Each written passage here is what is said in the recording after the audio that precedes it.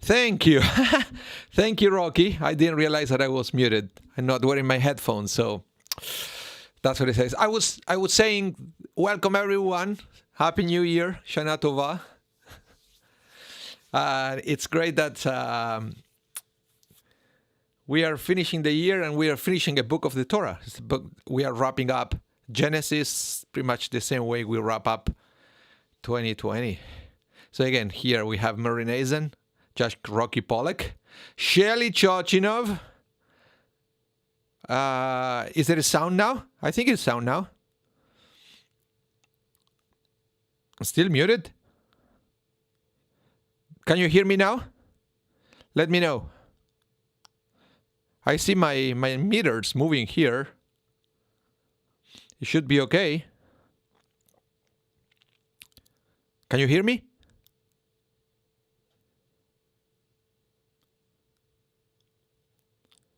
Sound okay now. Oh, whew. Thank you very much. I have this new mic setting here, supposed to be a little bit better quality sound. I decided to make some changes on my home studio. Before I used to have a microphone that you guys couldn't see. It was a kind of like a choir mic, but it will pick up every single little sound in my house. So I prefer to have the microphone in front of me, but this is, I think it's better to have a cleaner sound. Just let me know if you like this, the way this sounds a little better than the other one. So this week's Parasha Vayechi. Let's see if I can, yeah, I have it open here. It's the end of the book of Genesis. We are going to see how Jacob and his children settled in the land of Egypt. Then eventually Jacob died in Egypt, and his body was taken to the land of Israel for burial there. And then they all come back to Egypt, and it's kind of an interesting thing because the Parsha seems to end with a high note, with everybody living peacefully, everybody living together. Finally, the brothers are not fighting between them anymore, but we all know that is the beginning of slavery. Next week, we are going to move to the book of Exodus, and it's all about the suffering of the Jewish people and how, yes, they were in peace among each other, but eventually they're going to be enslaved. Yeah, not too nice, that thing. Okay. Hello, Carolyn. Welcome to the class. Welcome to the class. And oops. Yeah. Let's go to the class now. I should have it here. Yeah, here it is. We are going to begin with this text from the book of Genesis. And I love this part of the Parsha, and hopefully I will be able to take you guys in a journey of understanding something with, what is the word? Unforeseeable consequences. I think that's the word, unforeseeable. Something that you cannot see it coming. And yeah, let's read it first and then I will explain what I'm trying to say. Genesis chapter 50, verses 15 to 21, it says, Joseph's brothers perceived that their father was dead, and they said, perhaps Joseph will nurse hatred against us, and then he will surely repay us all the evil that we did him. So they instructed that Joseph be told, your father gave orders before his death, saying, thus shall you say to Joseph, oh, please kindly forgive the spiteful deed of your brothers and their sin, for they have done you evil. So now please forgive the spiteful deed of the servants of your father's God. Joseph wept when they spoke to him. His brothers themselves also went and flung themselves before him and said, we are ready to be your slaves. But Joseph said to them, fear not, For am I instead of God?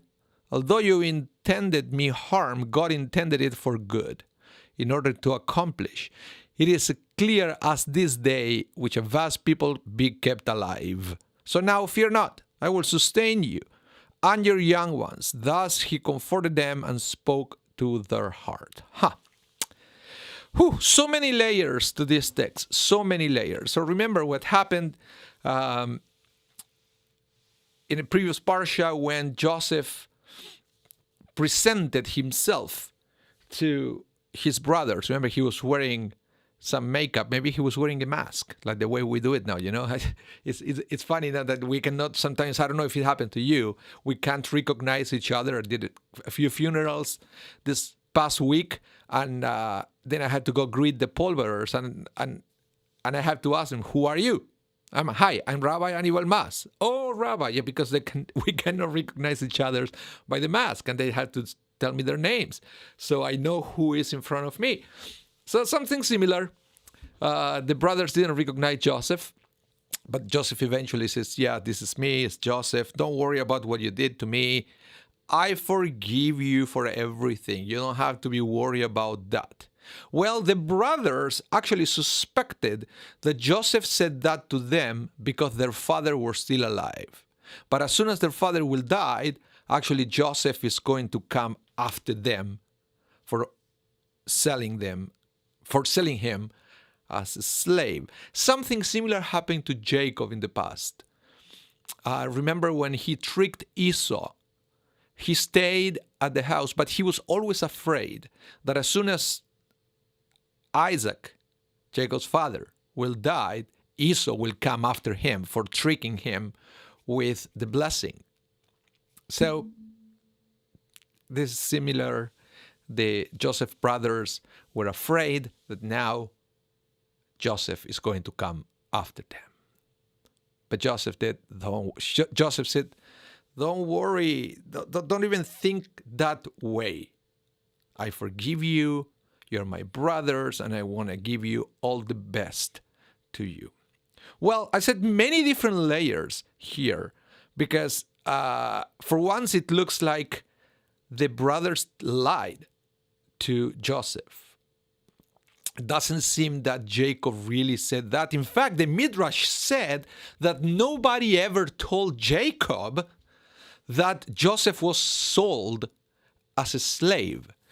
The Midrash makes it look like Jacob always thought that maybe Joseph was kidnapped by these Ishmaelites, and they eventually sold it to Egypt. But nobody ever told Jacob that his own children sold Joseph as a slave, and they pretended that Joseph was killed by a wild animal. Very, very interesting, because you will see all the conversations and all the things, even when Jacob gives the blessings before his death, gives the blessing to his children, he never mentioned anything about selling Joseph. So it makes sense that he perhaps, to avoid upsetting Jacob even more, he was never told the truth about what happened. So that's why I believe Joseph knew that there is no way that this was coming from Jacob, that kind of instruction. But he understood, according to the rabbis, he understood why the brothers were trying to present that argument, because they were trying to preserve the peace within the family. And it says when Joseph understood that, he cried. He cried. But the rabbi said something very interesting here, that if we go back in time, all this re-encounter between Joseph and his brother was very strange. Remember the episode with the goblet, how he put it on Benjamin's sack, and then he pretended that Benjamin actually stole it, and it was very weird. Why would Joseph do something like that? Well, the Rambam will explain that everything that Joseph put into motion from the time that he saw his brothers in Egypt was to help them to do Teshuva, to repent for what they did. Remember Teshuva, we talk about that during the high holidays, Rosh Hashanah, Yom Kippur. It's a repentance. When you realize you did something wrong and you repair the damage. So what was the wrong they did? They sold a brother out of jealousy. Well, there is room to think that once Joseph was out of the picture, the next favorite one for Jacob was Benjamin. Was the only other brother that came from Rachel. Rachel had only 2 children, Joseph and Benjamin. Joseph out of the picture, Rachel being the loved one. It's very clear in the Torah that Jacob loved Rachel more than Leah. So, most likely, Benjamin was now the favorite. So what Joseph did was to create an excuse to get rid of Benjamin. Benjamin stole the goblet of the king of Egypt. So they can go back to their father's house and says, look, sorry, Benjamin couldn't return because he got into trouble. And it wasn't our fault. He did it. But no, this time they fought for him. They put their lives in danger to protect their brother. So, Joseph's plan worked. Now they changed. They were put in the same situation once again, but this time they did it right. So remember, that was part of the Teshuva process. Let's review the process of Teshuva. You have it all here. So Maimonides sets out the steps for Teshuva. When we make a mistake, we are to go through the process steps by step. The result is forgiveness and growth. Step number 1, stop. Stop whatever destructive action you are engaged in. If, for example, you are losing your temper with others, stop. Okay? Stop. So far, there is nothing else. It's like this is inaction. So stop doing what you are doing wrong. But that's not enough for Teshuva. You have to continue with step 2, regret. You should indeed feel regret for your error. It is wrong to lose your temper as you are likely to hurt others in doing so. You should be sorry for the harm you caused. You see, it's not enough to stop doing it. You have to understand why you have to stop doing it. You have to understand the damage you are creating in others. You have to feel it inside yourself. That is for your own good to stop doing it. It's not just because somebody told you to stop. You have to understand why you are doing it. Yeah. So far, so good. Step 3, you have to verbalize. Explain your regret out loud to God. This doesn't have to be done in the synagogue, and it doesn't have to be in Hebrew. Talk to God in at least an audible whisper, not just in your head. Of course, God knows already, but you need to hear it. Tell God that you are sorry for whatever you did wrong. If your actions harm other people, then you must make amends. After losing your temper, you must go to your friend and ask his forgiveness. Step number 4, make a plan. How can you be sure that the mistake won't happen again? Make a practical plan of action. If you don't know that certain subjects are sources of conflict between you and your friends, perhaps make a pact to avoid those subjects for the sake of peace. Okay? So only if you go through this, let me read this. The completion of these steps is called Teshuva Gemura, or complete return. It occurs when God puts you in the same position as when you originally made the mistakes, and you do not repeat the mistakes. So in this case, we could say that almost all the steps were put into action, right? The Joseph brothers stopped doing what they were doing before. We cannot see that jealousy on them anymore. And we don't know if they talked to God about what they did wrong or not. But then basically they were put in the same situation, that what we read there at the end. They were put in the same situation, and this time they did it correctly. But still, they didn't follow all the steps.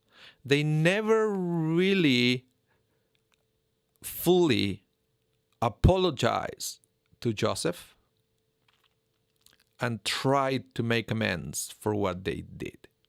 So there was a step here that it was missing in their process of Teshuva. Any comments? I see the chat is very quiet today.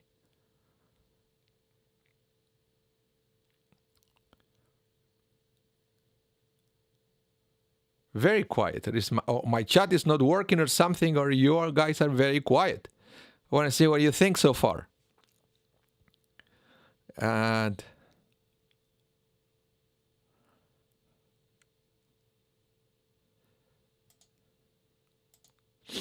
hold on. Let me do something here. I will try to. After Gemura, does God keep a record?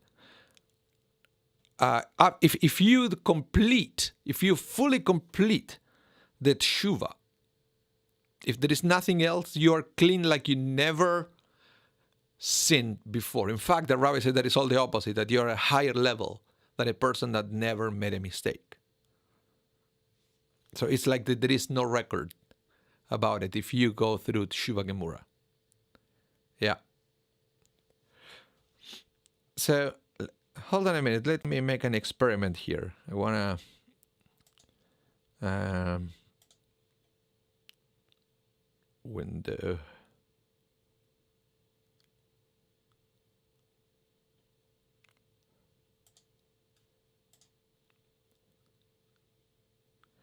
Never mind. I can't do it. Yeah. Okay. So that is what is happening here. But the fact that they didn't complete the Teshuva, it means that those 10 brothers never completed the atonement. And that had, according to the rabbis, historical implications for the Jewish people. Let me explain. Carolyn, you said, have gone through this situation still not resolved. Yeah. Can we ever really fully complete the Teshuva Gemura? It's very difficult. But you see, that's why Maimonides try to offer specific steps in order to do it. And yeah, but it's important. You see, it looks like after all the things that Joseph did to help their brothers to do Teshuva, he made a mistake when he didn't allow the brothers to actually apologize to them and to try to repair the damage they did. But when Joseph said, "Oh, don't worry, don't talk that way," no, Joseph didn't make them any favors by doing that. Sometimes you have to allow the other person to go through the process of apologizing. It's good for your soul to have the opportunity to do that and to try to make amends. Very interesting that because Joseph made that mistake, according to the rabbis, there was a domino effect that happened in history because of that blemish that stayed in that generation because of the incomplete teshuva of these 10 brothers. Let me continue. You will see what I'm talking about here. It says, a blemish remained from the sale of Joseph, precisely because Joseph told his brothers that they didn't need to ask for forgiveness. His reasoning, although they intended evil, God made it work out for the good. A beneficial outcome is by itself no proof that neither atonement nor forgiveness is needed. This is very interesting because remember, all the stories that are in the Torah, they should teach us something, right? And this is fantastic to know that it doesn't matter if things ended up being for good at the end. It's sometimes you still need to apologize for what you did. It's a very common, even with kids, right? When they messed up and you tell them, I said, well, when are you complaining? I didn't break it after all. You know, it fell to the floor, but it didn't break. But that's not the point. That's not the point. It's still wrong that you threw it to the floor. The fact that it didn't break is secondary here. You still have to apologize for throwing, I don't know, my phone to the floor. You know, this new iPhones is very difficult to crack their screen, but you cannot throw it purposely knowing that the screen is wrong. No, it's still wrong that you did it that way. So this is what it is. Shelley, you said family dynamics are the most complicated of all. Oi. Yeah, tell me about it. Absolutely. Absolutely. So I don't know if you ever, I don't know if you remember, there is a prayer on Yom Kippur that we sing in the synagogue all the time. And it's so traditional and it's so part of the service that sometimes we don't even think about why that prayer is in the Machzor and what are the theological implications of a prayer and so forth. Let me explain. Every year, Yom Kippur, we sing this prayer. Here, the Ele Ezkerah. You probably remember the melody. Ele Ezkerah, ונפשי עלייך בך, כי ולעונו זרים, כי ולעונו zarim. Remember that one? We sing it every year. But why is that prayer of the 10 martyrs in the Machzor? This is a story of, the story of these sages who were murdered by the Roman oppressors did not happen at the same time. It was over a period of more than 60 years that the events took place. Some occur in the periods just following the destruction of the temple. Others were in the wake of the quashing of the Bar Kokhba rebellion. So, for those of you who are not familiar with this prayer, it's the story of 10 rabbis who were killed by the Romans. And why do we read this on Yom Kippur? It's almost like it would be more appropriate to add it, I don't know, maybe Tisha B'Av, when we read about the destruction of the temple, right? Or the 17th of Tammuz, when we remember the breaching of the walls of Jerusalem before the destruction of the temple. But why was it added into the liturgy of Yom Kippur? Does any one of you have any idea why we talk about the 10 rabbis on Yom Kippur? If you do, type it in the chat. I would like to know your opinions about this. Even though it reduces Shelley to tears every year. Yeah, you read it in English and it's very strong and it's very graphic and it's very bloody. The way, the description of the torture and the way each one of these rabbis were killed is really, really touches you. I guess that's the whole idea, is to awaken some emotions and feelings in Yom Kippur when we are talking about what? What is the main topic of Yom Kippur? How do you say Yom Kippur in English?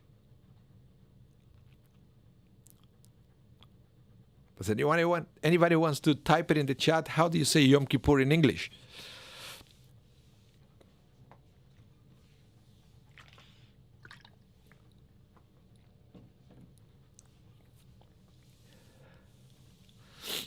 Atonement. Thank you, Rocky. It's the Day of Atonement. Hi, Peter. Welcome to the class. So that Day of Atonement. So how is this prayer guiding or leading us into atonement? Right? Have you ever thought about that? These are things that we have to do sometimes. We have to think, why are we saying these prayers on Yom Kippur? What's the whole idea? Is it just because the music is so beautiful? Or there is something else here? There's a message that is trying to convey. Well, I want to share something that I found that it's mind-blowing. Let's see what it says. So this poem is based on the Talmudic idea that the death of the righteous serves as atonement for our sins. The text of Elbaze also suggests an explanation as to why these men were picked out for martyrdom. One of the Roman emperors of the period had studied some Torah laws. He put forward a challenge to the sages. What is the law if a man is found to have kidnapped a member of his Jewish brethren, and he enslaved and sold him? The sages were forced into the answer. The kidnapper is to die. The emperor used the kidnapping and selling of Joseph as a pretext to justify the murder of these 10 sages as retribution. The prayer describes the stirring incidents of Rabbi Ishmael going into the Holy of Holies to ask the angel Gabriel, "Is this supposed to happen?" The angel responded, "Accept it upon yourselves, righteous and beloved ones, for I have heard from behind the partition that you have been destined for this." This is a powerful statement. It implies that the death of the 10 martyrs was indeed an atonement for the sin of the enmity between brothers.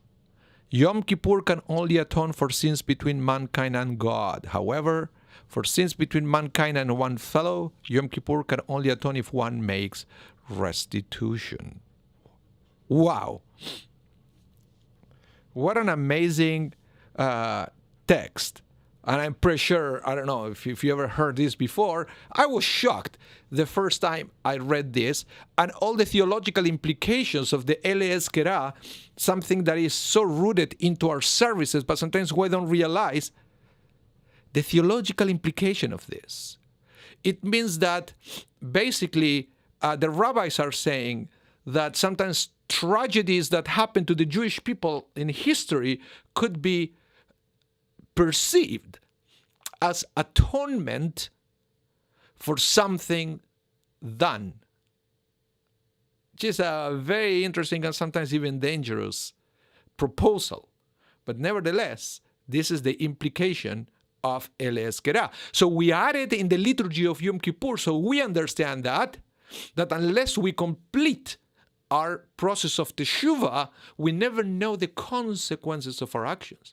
Sometimes it's something that we are going to have to deal with in our lives, or it's something that it could pass to future generations, and they are the ones who are going to have to deal with our mess, the way these 10 martyrs have to deal with the mess of Joseph's generation. And because Joseph decided not to let his brothers apologize to him.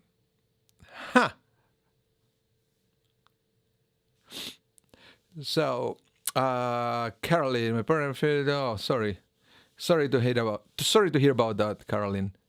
Yeah. So, any comments about what I just read here? Because I think this is big. This is a big, bold statement, and I would like to hear from you what you think about that, and if it's even something that after you read this, you still feel comfortable reading the Elbaze every year in Yom Kippur. I will give you a second to think about that.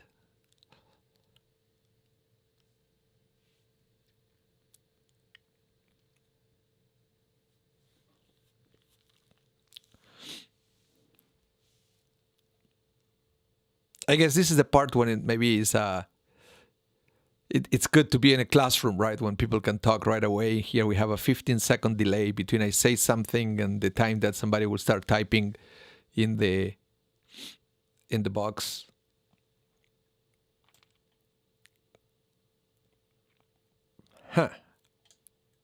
Let's see. Well, no comments. I'm shocked. This is a huge statement.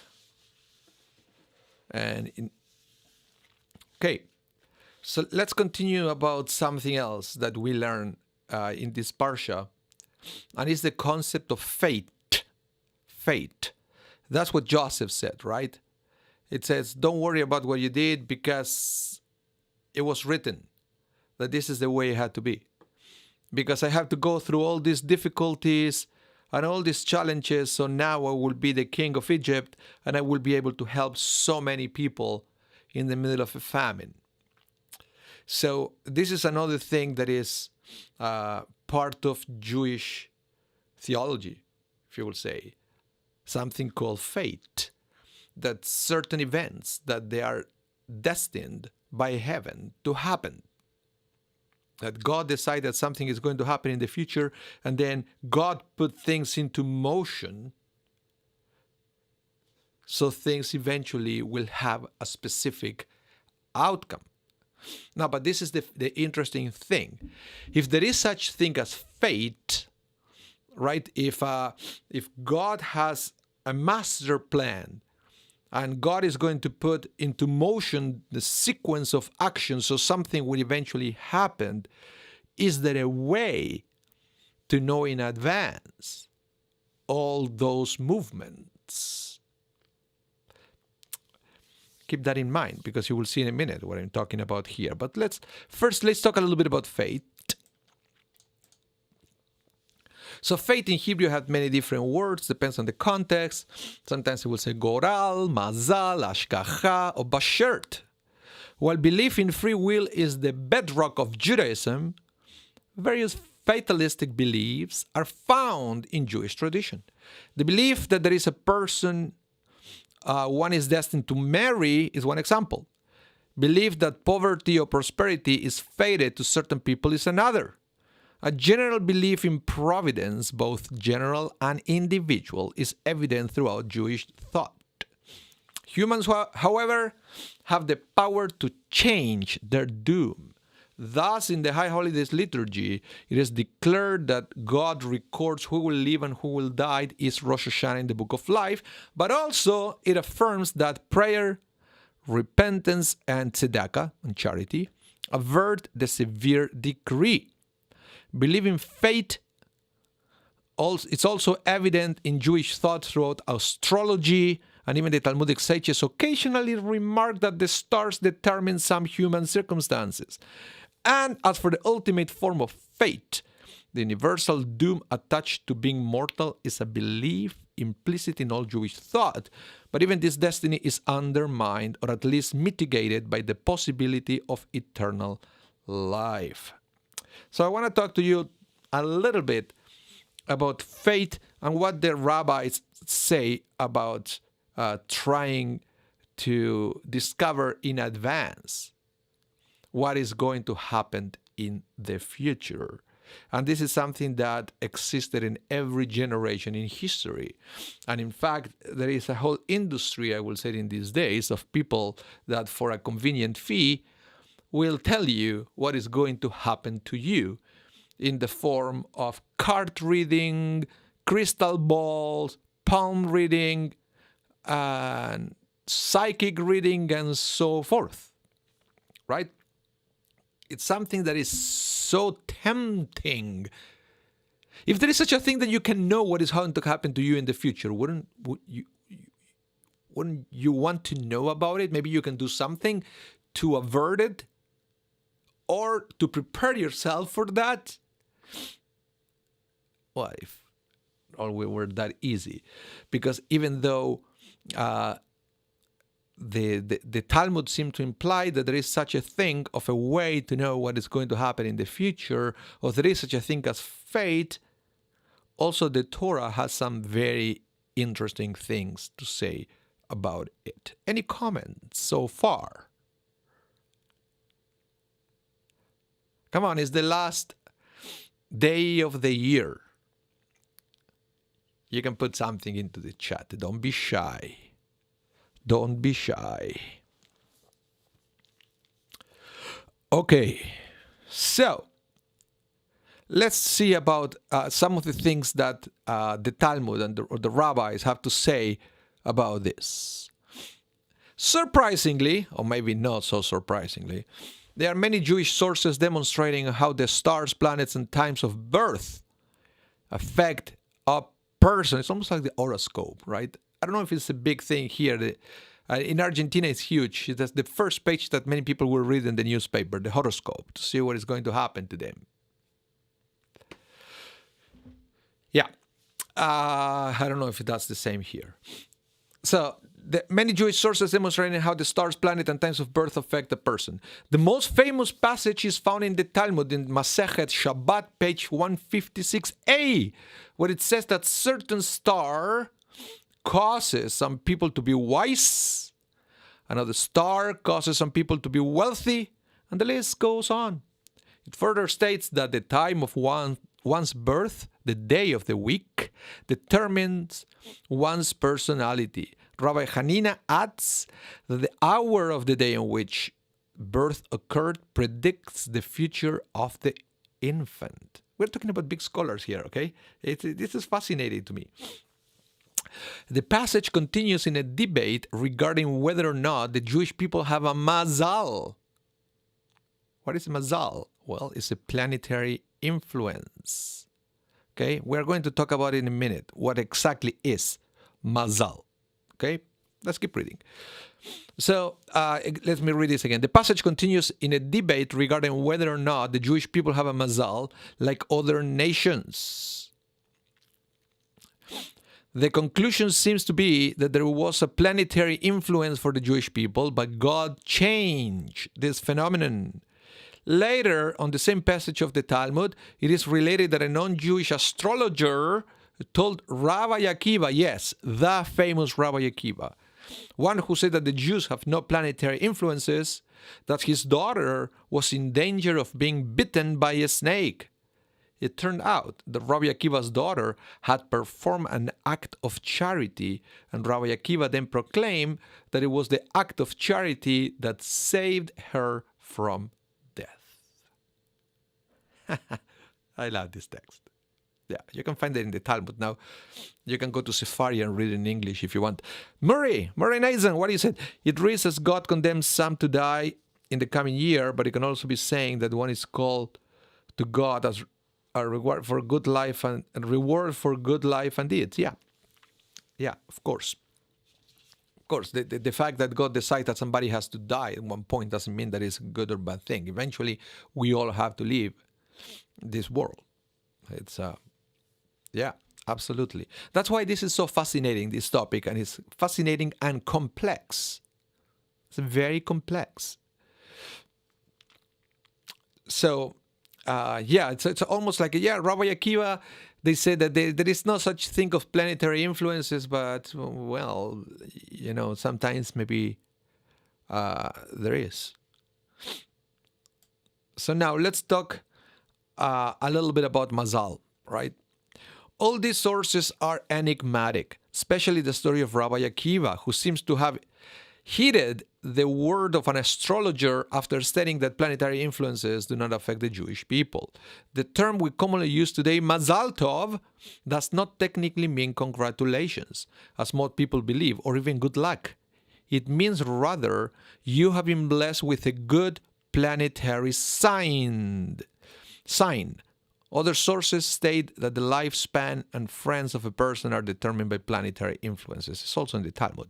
This statement seems to clearly indicate that Judaism does believe, at least in some measure, in astrology. Now, by the way, Mazal is supposed to be a constellation. It's a name of a constellation, of the group of stars. So if I said to you, Mazal Tov, it's almost like I'm wishing that may the stars be aligned in a special way so you will be blessed. Because according to this belief, if the stars are not perfectly aligned to your favor, you're going to have bad things happen to you. So when we wish Mazal Tov, it's an astrology wish that we are extending to the other person. Sometimes we don't realize. This is like the Elbaze. We pray Elbaze every year. We have no idea what we're talking about. And sometimes when we wish Mazal Tov, we are wishing the other person, may the stars be aligned in your favor, or something like that. So this is very rooted in Judaism, and it was a tension. I believe that's the right word. There was a tension among rabbis of how much the stars will have an influence in the person. I can see also an evolution in Jewish thought from the times of the Talmud, when there were many rabbis, it seems to be that they were true believers of this phenomenon, to eventually when we start moving towards the Middle Ages, when they say, well, yeah, no, not so sure. Not so sure about that. Does the Torah, the Talmud discuss or describe a map of the planets of constellations? And not the Torah, but the Talmud. I'm not an expert about that, but they do talk about certain planets in a way sometimes that is not even clear. Rocky, you said we may not believe in astrology, but we sure are superstitious. I'm not superstitious. I'm not superstitious. It brings bad luck. Yeah, I hear you. So that's what the Talmud said, but it's surprising based on what is written in the Torah. The Torah seems to imply, get out of there. Don't even get involved with this astrology and astrologers and things. What are you doing? Because the Torah says this clearly. Does it signify that Jews should or may consult astrologers? No, the Torah itself forbids consulting with mediums and wizards. We read in Leviticus 19:31, do not turn to ghosts, do not inquire of familiar spirits, to be defiled by them. I am the Lord your God. See, this is, don't go to mediums or to psychics. It's written in the Torah. And then in Leviticus 19:26, it said, you shall not eat anything which is blood. You shall not practice divination or soothsaying. Now, this is interesting because it also seems to imply that it exists. It's almost like the Torah is saying, I'm not saying that it's something that it does not exist. You just should not get involved with it. Do you understand the difference? Because if you say, do not turn to ghosts and do not inquire of familiar spirits, it implying that they are ghosts and they are familiar spirits. It's just that you should not go there. That's what the Torah seems to imply, and I think that's what opens this door in the Talmud to talk about it, and that's why some rabbis said it's okay, some rabbis will say it's not okay. But if we press fast forward and we go now to the Middle Ages, I would like to bring to you, to wrap up with this topic, two commentaries from some of the greatest rabbis of the Middle Ages. One is going to be Nachmanides, or the Ramban, with an N, and the other one will be from Maimonides, or the Rambam, with an M. Okay? Let's see what they have to say about it.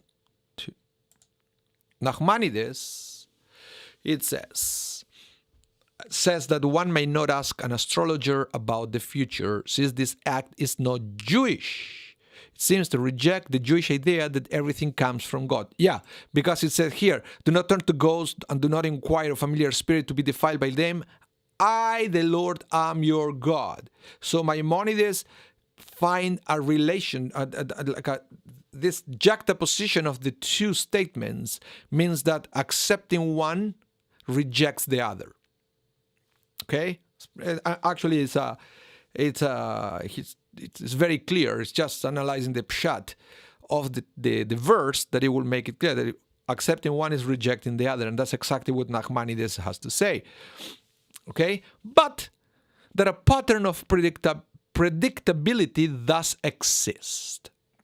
Thus, if a Jew happens to overhear a prediction or information from an astrologer, one may indeed act upon this prediction.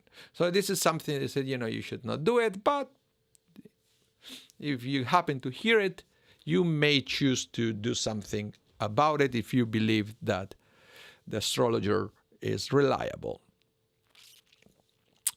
Now, Maimonides, who was way more rationalist than Nachmanides was more a mystic. Maimonides emphatically disagrees with all the above explanation and rejects any validity at all to astrology. He says that he who believes in astrology is an ignoramus and a fool.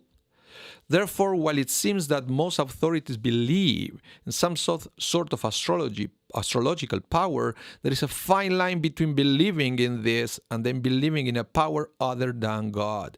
However, it is clear that a Jew may not consult an astrologer or a medium on a regular basis. What do you think about that? What do you think about that? Have you ever consulted to an astrologer, medium, psychic, whatever?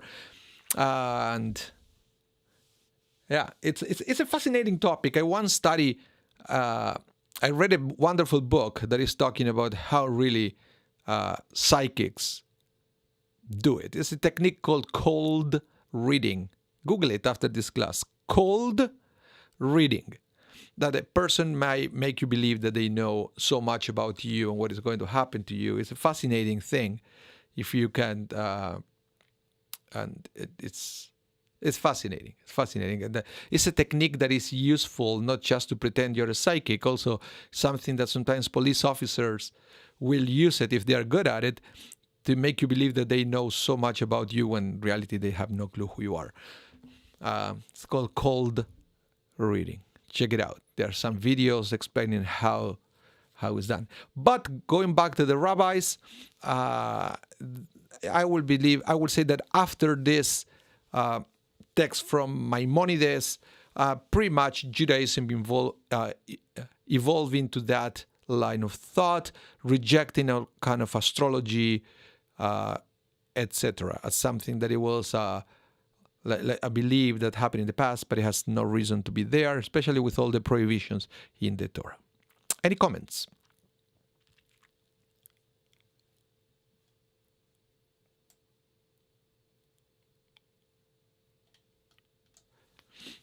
If not, that was the last slide that I have for you. Because, yeah, I have more, but then I don't want to get into another topic that is going to put us into way over time. And, yeah. But it's great that you made it to the class.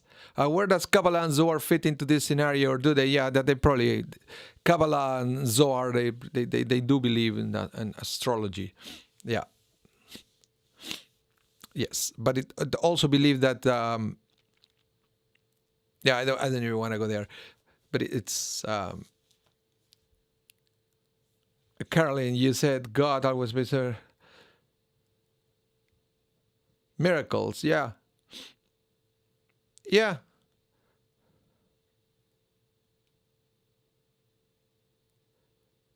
Yeah. Yeah, we know that sometimes the stars, the moon, everything affects the weather. Yeah, that's interesting. So it's almost like there is some kind of cosmic energy that it has some kind of influence on the planet Earth, but it doesn't mean that it has to have an influence on us. The Rabbi seems to imply that the best thing you can do in your life is to trust in God, and the destiny is where God is taking you. So either you can put your trust on astrologers, and that involves that you reject the concept of God, and then God will say, okay, have it your way.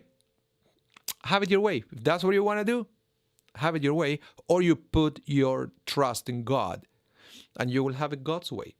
I prefer that in my life, to put my trust in God. Doesn't matter what other people, astrologer, whatever, doesn't matter what people have to say. What I learned is people don't have the final say, God does. I think this is a beautiful message that we can all take to the year 2021. People, not even experts, they don't have the final say. God has the final say in everything in life. So we hope that this is going to be a year of blessing, year 2021, a year of blessing for all of us, a year where we are going to be able to get together in person once again and to reconnect at a different level. So thank you so much for being there. It's great to have you in the class. Remember to Remember to subscribe to the channel if you haven't done so you will be notified every time we go live, every time we post something into our channel. We don't want you to miss anything. And feel free to like the video. Feel free to share it if you want so we can reach even more people and to bring Torah to even more people, and so we can all get inspired with these beautiful words of Torah to guide our lives. Thank you so much. Have a wonderful year. Happy New Year to you all. Stay safe and hope to see you soon. Bye now.